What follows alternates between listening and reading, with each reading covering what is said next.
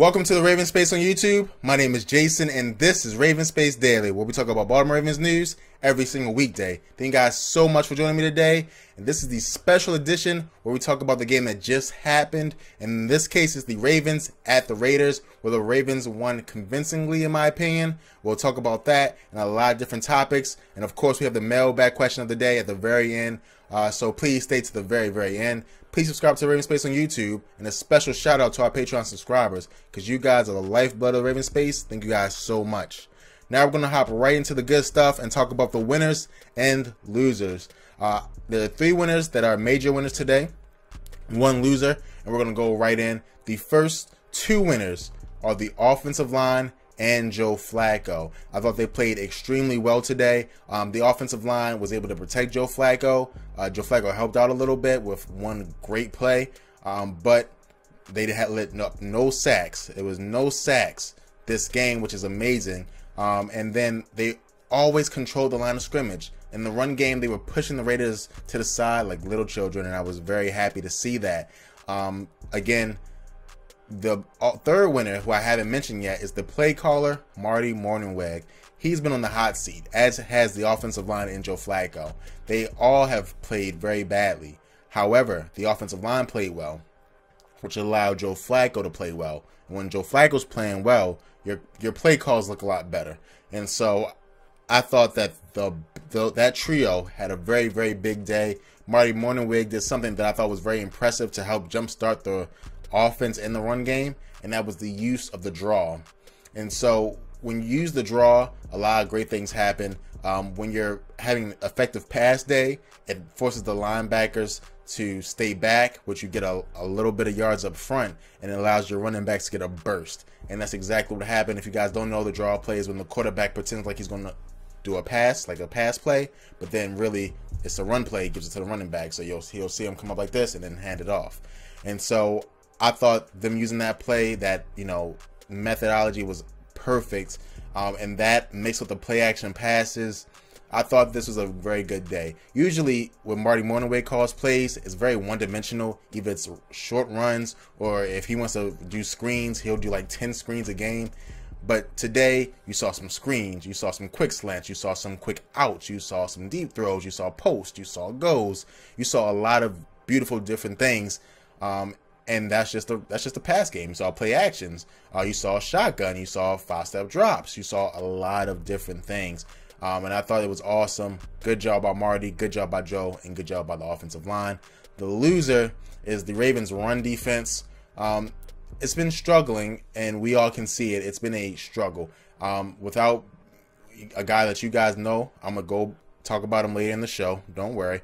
But without him, the defense is struggling in the run game because the offensive linemen of the other team are getting on our linebackers and preventing them from shining. Again, CJ Mosley hasn't had a real standout game since week 2, and so the reason is because he has bodies on him now that he didn't have when Brandon Williams was in the game. So let's go to our second topic, the takeaways. And here we're just going to talk about whether we learned something new, or if something old was confirmed for us, and we definitely know it's a fact now. And so the first thing, and I already talked about it, the fact is Brandon Williams is a stud, and without Brandon Williams, our team is not as good. If you guys saw on the videos, I put out the top 5 defensive players, and I had Brandon Williams at 5. In my head, I'm thinking that I'm wrong. I maybe should have had him at 2, because the way that he's playing, the way that we're playing now, we're not looking good. The way that he was playing was at a level that I thought was awesome in the run game. And he's not a great pass rusher, but he's one of the best run stoppers in the league, and we need him right now. I think if we have him, we see more of those shutouts that we haven't had since week 1. The second takeaway is that this is how the offense can play when everything's loaded and everything's ready to go. We won't be a top 5 offense. I just don't think that that's in the Ravens' DNA yet. Again, we don't have one of those visionary play callers. But if Marty Mornhinweg is doing his best, Joe Flacco's doing his best, we can put up 21 points, and the defense will always, for the most part, have us below 21 points as a goal to win. So I'm super excited about the offense that I saw. Hope you guys are excited too, and I know the Ravens are excited by their press conference after the game. So we're going to go on to the last topic of the show, but we still have the mailbag question. That's not a topic, but this is topic 3, and it's about the game MVP. And for this game, it's very simple, very sweet. The MVP is Joe Flacco. We say this all the time, the quarterback is the most important position. And when the quarterback's the most important position, you need your quarterback to play well, and Joe Flacco played well. He made big throws down the field. He made big throws on third down. He had one play where he was getting beat up and basically massacred and was able to get the ball out past the first down line and a catch by Jeremy Maclin. It was a dangerous pass, and I would even say it's not a smart pass, but it was a pass that was completed and got us the first down. Again, Joe Flacco played the best game of the season so far, and now he's back on the right path of becoming a great QB for the Baltimore Ravens, so we can make it to the playoffs. So hopefully this continues, but for today, Joe Flacco is the MVP of this game. Let me know in the comments below if you thought I was wrong.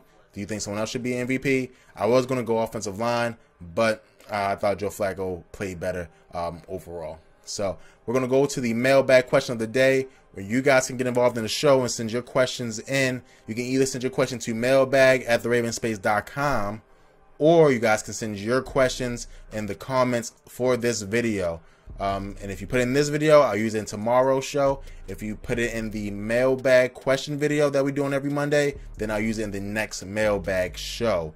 And this question comes from Gordon, and Gordon asks, can you speak to the issues you're seeing since Brandon Williams has been ruled out? And so this is a theme, and I'm going to go into detail. At first I was just giving you guys some, the overlay. Let's get into the detail. So the issue that I'm seeing with the defensive tackles, I'm using tackles, but we play at 3-4, so there's 3 defensive linemen. None of them are really used to rush the passer, right? So that's the difference between a 4-3 and a 3-4. So in the 3-4, we have Brandon Williams usually, and you have 2 other linemen. So when Brandon Williams is out, we have to replace him with a Carl Davis. Also, Brent Urban is out as well, so we got to replace him too. So now we have only one player who's wreaking havoc consistently, and that's Michael Pierce. I did look at the film. It's not Michael Pierce's issue. It's other players' issues. Ricard is getting pushed back. Carl Davis is getting pushed back. They're not really holding their ground. And what that does is that it allows the fullbacks and allows the other offensive linemen who pull or even just get to the second level, allows them to get to the linebackers. And when your linebacker has to deal with blocks, it's hard for him to make tackles. It's definitely hard for him to make tackles within 2 yards, which I would call a good run defense, right? More than 2 yards, that's not a good run defense. But 2 yards, you can't stop a running back within 2 yards if you have to get past the block. It's just almost inhumanly impossible. The greats can do it, but we're not doing it right now. So that is the issue. We need the play of Carl Davis, of Ricard, of these other young players who are on the line to step up.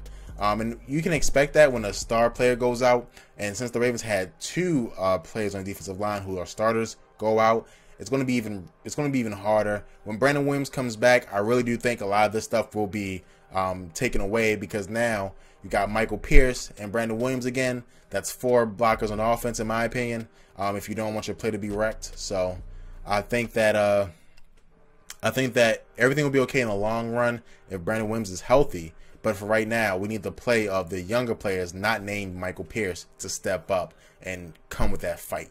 So that has been the end of the episode. Thank you guys so much for watching. Please subscribe to the Ravens Space on YouTube for the best Baltimore Ravens content on the internet. Also, if you guys want to support us, check out the Ravens Space store, where you guys can buy cool Ravens swag. Thank you guys so much, and go Ravens.